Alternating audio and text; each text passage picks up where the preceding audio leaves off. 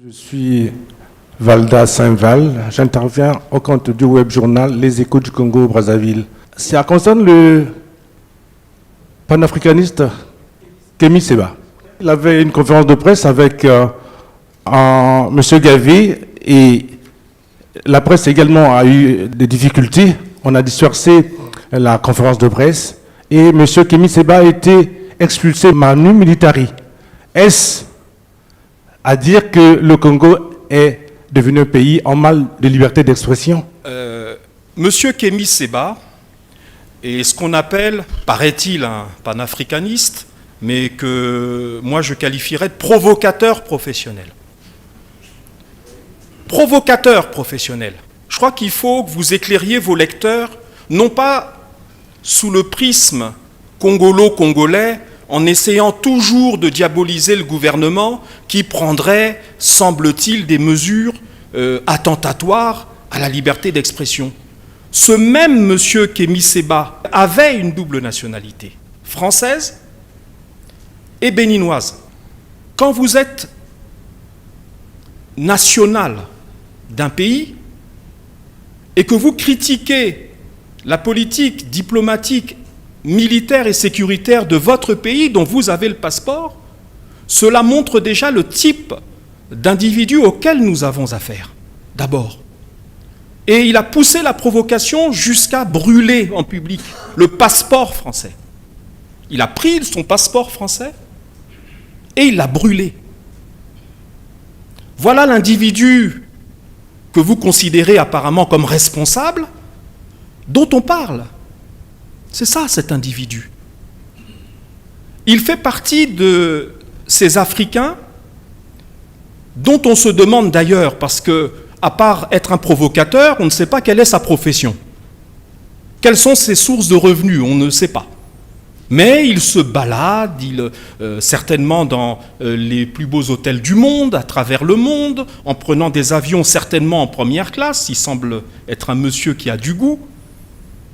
Et il se promène comme ça à travers le monde. On ne sait pas trop par qui il serait financé. Et il passe son temps dans la provocation. Il passe son temps dans la provocation. Alors, il est arrivé à Brazzaville, invité par un acteur politique. Et d'après ce que nous avons cru comprendre, il voulait parler du franc CFA, paraît-il. Certainement pas en bien. On imagine.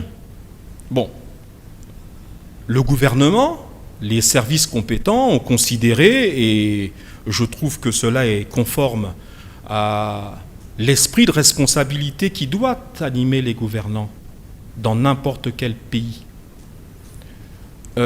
S'il fallait parler du franc CFA, puisqu'il paraît que la conférence de presse aurait dû tourner autour du franc CFA, alors certainement que ce monsieur avait l'intention de critiquer le fait qu'un pays comme le nôtre, comme d'autres à travers l'Afrique, utilise cette monnaie comme valeur économique faciale et financière pour ses échanges et transactions économiques et financières.